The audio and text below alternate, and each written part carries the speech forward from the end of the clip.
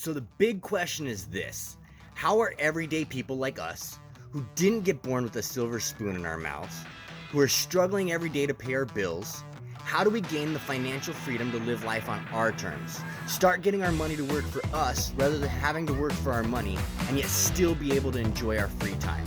That is the question, and this show will give you the answer. Hi guys, and welcome to the Financial Secrets Show. So today I wanted to talk about having a money mindset and why having a money mindset is so important and how you can start to develop that money mindset right away. So when I first started out my financial journey, I didn't have a penny to my name. I was broke, I was starving. Me and my wife were working actually 2 jobs and going to school full time. So my daily schedule, I would wake up at usually 2 or 3 o'clock in the morning to start getting ready and head to work.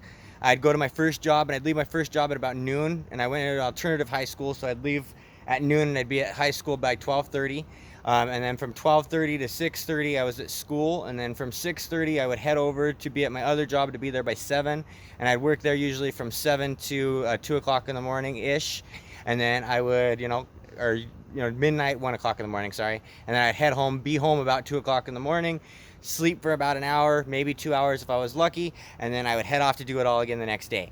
Now, through doing all of this, what we would have to do is we would both put our checks together to cover the rent for that month, and typically what would happen is we would also have to take tips and add that to that. So we didn't have any money left over for food, for water, for electricity, for anything like that. So there was several times that, we had to go without electricity, or we had to go without water, or we had to go days without eating. If we didn't have work at a fast food job, literally there would have probably been weeks at a time where I had to go without food.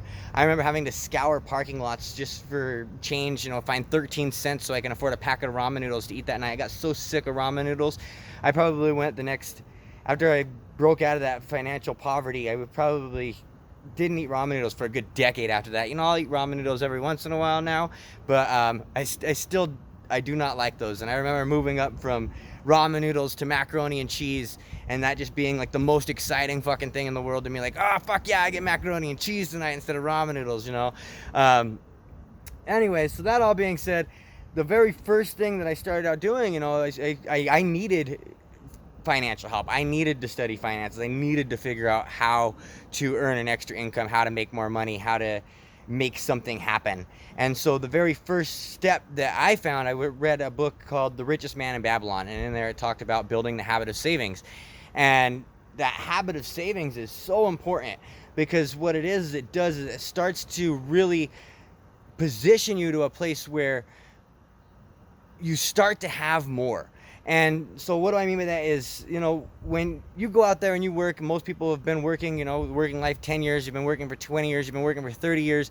And most people, when you ask them, what do you have to show for it? What's left in your wallet? What's left in your bank account after those 20, 30 years is nothing. And, that's very demoralizing to work 20, 30 years and have absolutely nothing to show for it.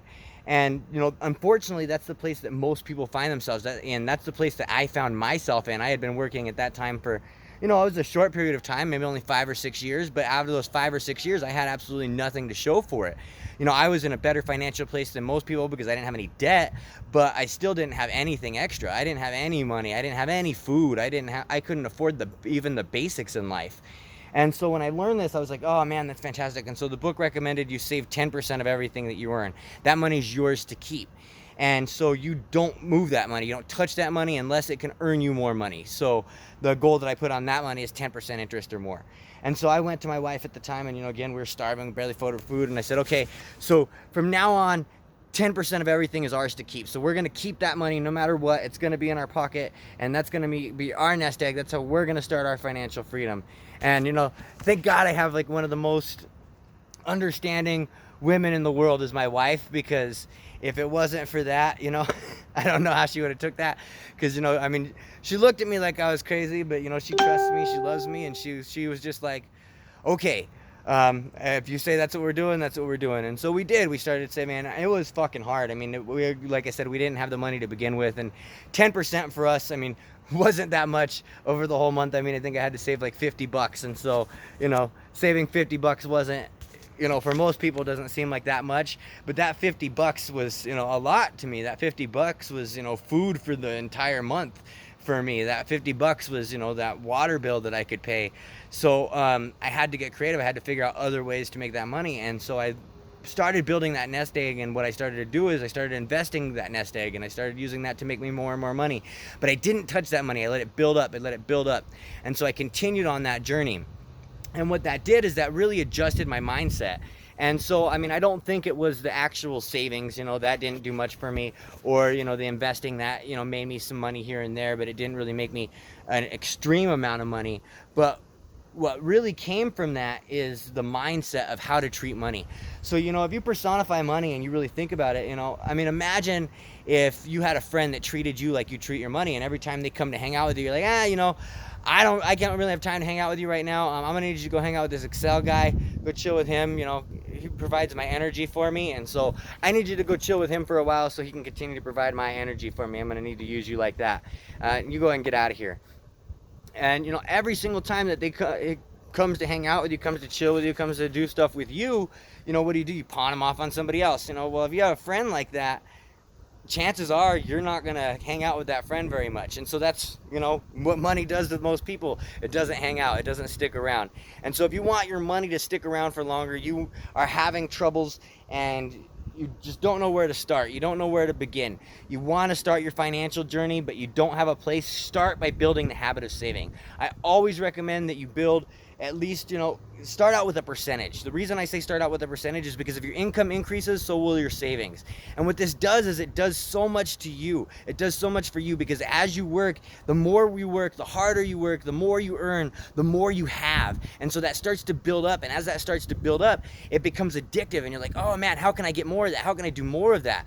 And so, you know, the average everyday person, what happens is they go out, they do these things, and it's demoralizing. It beats them down. Why should I work? Why should I do anything extra? Why should I try and strive to achieve if all that's going to happen is I'm going to be sitting here struggling week after week, day after day, month after month? Why should I continue to go? Why should I continue to move forward? When you change your habit, you change that mindset, and all of a sudden every little bit you earn builds to that nest egg, and it starts getting you more and more and more. All of a sudden that becomes very, very empowering. It becomes very, very exciting. You're like, oh, what can I do to earn extra? What can I do to earn more? What can I do? How can I serve more people? How can I increase my income? Because every time I do that, I get to enjoy life more. I get more things. I get to do more. I get to have more. I get to spend more time with my family and my loved ones. You know, whatever it is to you, but it starts with building that mindset. So if you want to start your financial journey, you really want to start going, you really want to start making things happen, I highly recommend you start with this first step. Take a portion of everything you earn, and that's yours to keep. I recommend 10%, but if you can't start with 10%, start with 1, start with 2, start with 5. You don't need to be as crazy as I am, but you do need to start. All right, so I hope this advice helps you. Thank you very much again for watching. Do make sure to like, subscribe, share this video if you did find value in it, and I'll talk to you next time.